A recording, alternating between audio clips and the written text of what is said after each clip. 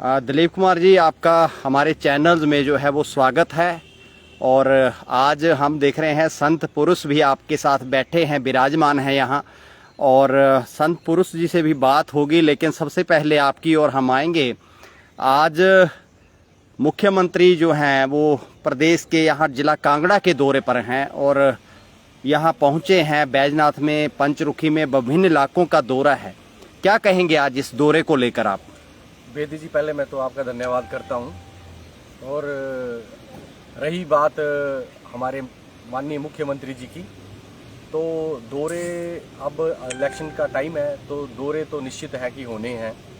पर ये है कि ये जितने भी दौरे हैं, ये आप पार्टी की से ये जो बुकलाहट है, जो डर है इनके इन चीज़ों में, वो ऐसा ही लगता है कि ये सामने दिखाई दे रहा है कि बार बार मुख्यमंत्री जी का कांगड़ा में आना, इससे ये लगता है कि पार्टी में कुछ, पार्टी के अंदर इनके अपने ही बीच के अंदर कुछ जो चीज़ें घटित हो रही हैं, या उसके बीच में जो भी बौखलाहट का ही परिणाम है कुल मिला के। बिल्कुल सर, बिल्कुल बिल्कुल। आजकल जो मीडिया में जो हम देख रहे हैं चल रहा है, तो उसी का परिणाम है। दिलीप जी, क्यों आखिर इतनी बौखलाहट, किस वजह से? क्या किया अभी तक आम आदमी पार्टी ने? तो यहाँ हिमाचल में तो कुछ नहीं किया अभी तक। आपको क्या लगता है कि किस लिए बौखलाहट होगी? देखिए जी, भारतवर्ष में पहली बार आप आम पार्टी के दो मुख्यमंत्री बनना, ये पार्टी के अंदर जो लोगों में जो निराशा है, इन जितने भी दल हैं, चाहे वो बीजेपी वाले हैं, चाहे कांग्रेस वाले हैं, आम जो लोग परेशान हैं, जो त्राहीमाम है, जो 2016 के नोटबंदी के बाद जो दुनिया इस टाइम जिनके परिवार खत्म हो चुके हैं, उनको आप बेदी जी, आप उनसे पूछिए, उनकी व्यथा से पूछिए, उनसे जानिए कि उनके क्या हाल हैं। तो मैं ये समझ में आता है कि सीएम जी का बार बार आना, ये कह सकते हैं आपका कहने का मतलब है कि इस वक्त जो हालत पतली पड़ी हुई है, सभी प्रदेशों की पतली पड़ी, मैं तो ये कहना चाहता हूँ, भारतवर्ष की जो हालत आप कहते हैं कि भाजपा की वजह से जो है, बिल्कुल नोटबंदी हुई, या आप अभी ये करप्शन कह लीजिए कि कुछ भी है जी, और महंगाई है। महंगाई को लेकर क्या कहेंगे कि महंगाई का एक जो है इस बार काफी जबरदस्त तरीके से उछाल आया है महंगाई में, और प्रदेश की जनता जो है काफी दुखी है। क्या कहेंगे इसको लेकर? बेदी जी, साधारण परिवार में जाइए, आपको पता लग जाएगा। आप घर में जाइए, घर लोगों के पास जाइए, तो आपको पता लगेगा महंगाई किस स्तर पे है, लोग कितने परेशान हैं। लोग आप जो मेरी माताएं बहनें हैं, उनसे पूछिए, जो अपना चूल्हा जलाती हैं, उनसे पूछिए बेदी जी। क्योंकि हमारी तो घर में, मतलब ये है कि आपने हिंदुस्तान के जो गरीब गुरबा है उसको मार दिया हुआ है। मुश्किल हो गया है, 2 वक्त की रोटी निकालना गरीब वर्ग के लिए मुश्किल हो गया है, आपका ये कहना? बिल्कुल बेदी साहब, बिल्कुल। आपने अभी पिछले दिनों देखा होगा कि संजय सिंह जो हैं एमपी, आप आम आदमी पार्टी के ही हैं वो भी, तो वो सांसद जो है वो अभी धरने पर ही हैं कि उन्हें बोलने नहीं दिया गया, सवाल नहीं पूछने दिया गया, और उन्हें निष्कासित कर दिया गया, संसद भवन से बाहर निकाल दिया गया कुछ समय के लिए। तो क्या आपको ठीक लगता है कि यह सवाल पूछने के बाद, अगर कोई सवाल पूछता है जनता के हित में, तो उसे इस तरीके से जो है वो बाहर निकाल देना चाहिए संसद? या मतलब बिल्कुल, ये तो आप भली बात ही जानते हैं। और ये तो तानाशाही है, हिटलर है हमारे आप प्रधानमंत्री जी को अगर हम एक शब्द में बोलेंगे तो इन्होंने अपना वर्चस्व, इनका ये बोल सकते हैं, जो इनके मन में आता है ये वो करते हैं, जो इनके मन में आएगा वो ही करेंगे। ये संजय जी, आप एक उदाहरण थोड़ी हैं, आपके सामने कई उदाहरण हैं। आज तक जो इतने, आप ये कह सकते हैं कि आप भली भांति जानते हैं कि ये तानाशाही है। ये हर चीज़, मतलब गरीब आदमी की आवाज़ को दबाया जा रहा है। मतलब देखा जा रहा है सर, जो आज जयराम ठाकुर जी दौरे पर आए हैं, तो कहीं ना कहीं बीजेपी को अंदर खाते डर है कि कहीं सत्ता इस बार हार ही ना जाए, या कुछ ऐसा है, इसलिए इनको छोटे छोटे कामों पे जो है दौरे करने पड़ रहे हैं। सर, इस बार तो मैं ये कह सकता हूँ कि इस बार तो टोटल सफाई है बीजेपी की। टोटल सफाई है। और देखा जाता है सर कि हमेशा से कि कांग्रेस का जो प्रत्याशी है वो 1 या 2 होता है और भाजपा के जो प्रत्याशी होते हैं वो 8 से 10 के बीच होते हैं। जी, तो क्या कारण रहता है कि हर बार जो भाजपा हारती है पालमपुर से?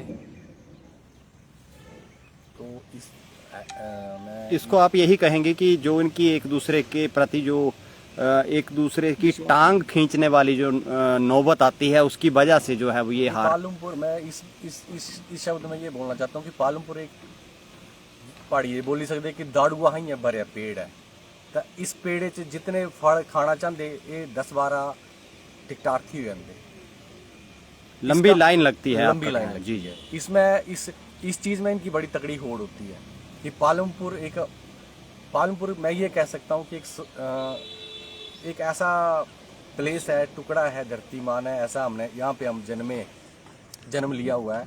तो यहाँ पे अथा जिसको बोलते खूबसूरती है, यहाँ हर चीज़ है। तो यहाँ पे भरा पेड़ है, तो भरे पेड़ में इनके जो लोग हैं वो जैसे दाड़ू का हो या आम का वृक्ष हो तो लगे रहते हैं, ये मेरे को टिकट मिले, मेरे को टिकट मिले। दिलीप जी, हर कोई प्रत्याशी यही क्यों चाहता है कि पालमपुर से ही वो लड़े?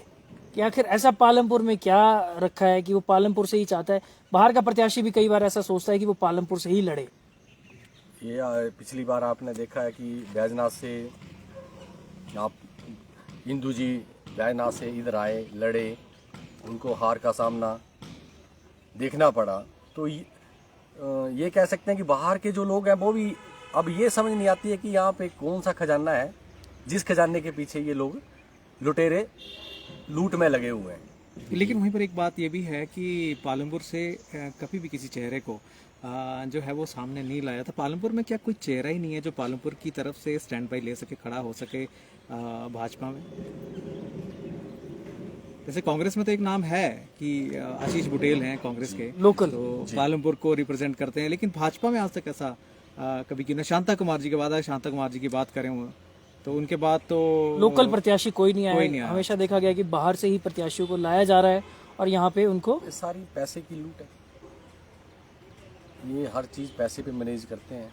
यहाँ पे हर चीज़ जो है पैसा ही क्रिएट करते हैं। या जो मैं ये कह सकता हूँ कि मैं अब इन लोगों के बारे में ये जो दल है इनसे हट के कुछ बात करूँ तो मैं अपने बारे में कह सकता हूँ कि हमारी जो आप पार्टी के जो लोग आएंगे, जो घर घर में जुड़ेंगे, इन लोगों का नाम 70 साल से या ये लिख के चलो इन्होंने देश को लूट लिया, देश को ख़त्म कर दिया है। देश मतलब ये बोल सकते हैं आप बिकने के कंगार पर है। बिकने के, हाँ बिल्कुल सर, बिकने की कंगार में। तो मैं ये चाहता हूँ कि हम अपनी पार्टी, अपने दल के बारे में बात करें ज़्यादा तो इसमें बेहतर होगा। दिलीप जी, आप बड़े कम समय से अभी आम आदमी पार्टी में, लेकिन विश्वास आपका बड़ा प्रगाढ़ दिख रहा है, बड़ा जो है देखिए जी, पूरा दिख रहा है। भाई मंजीत जी, देखिए हम भी पहले बीजेपी में थे। इनकी विचारधारा से हमें इनकी विचारधारा जैसे मैं अपने बारे में बोल सकता हूँ कि मैं एक दलित परिवार से बिलोंग करता हूँ। इस पार्टी में दलित जो लोग हैं उनकी क्या व्यथा है वो आप ये लोग बिजनेस करते हैं। जैसे कि आप आज की डेट में बड़े चंद चेहरों को कुछ टाइम के लिए बड़े बड़े पदों पे बिठा दिया। जैसे आप हमारे माननीय राष्ट्रपति जी हैं, वो दलित आदिवासी हाँ जी।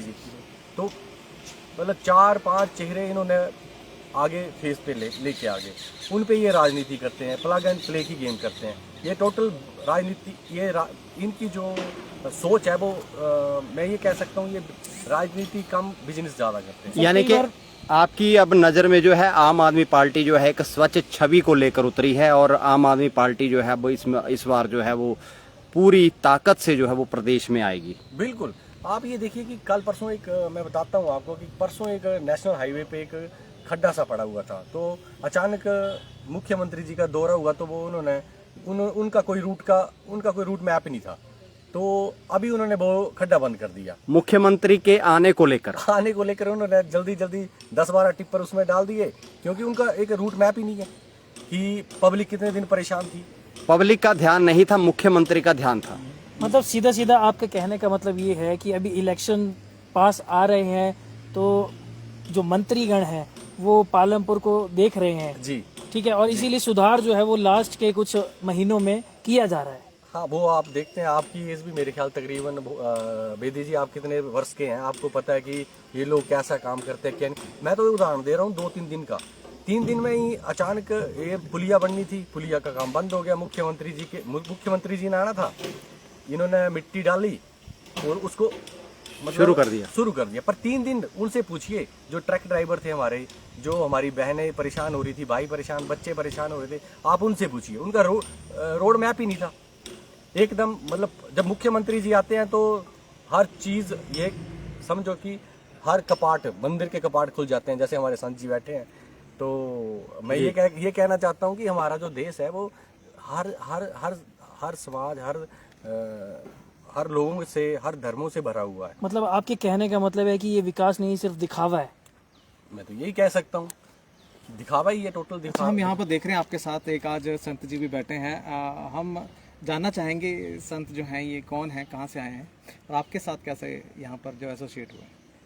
ये तो हमारे, ये समझ सकते हैं कि ये हमारे गुरुजी हैं। हमारे, हम छोटे छोटे हुआ करते थे तो पापा के टाइम से हम इनके साथ जुड़े हैं और इनका आशीर्वाद है। ये हम जो देवी देवता है उनके साथ टच में रहते हैं, तो हम पे काफ़ी टाइम पिछले कई दिनों से विपत्तियों का हमने सामना किया है।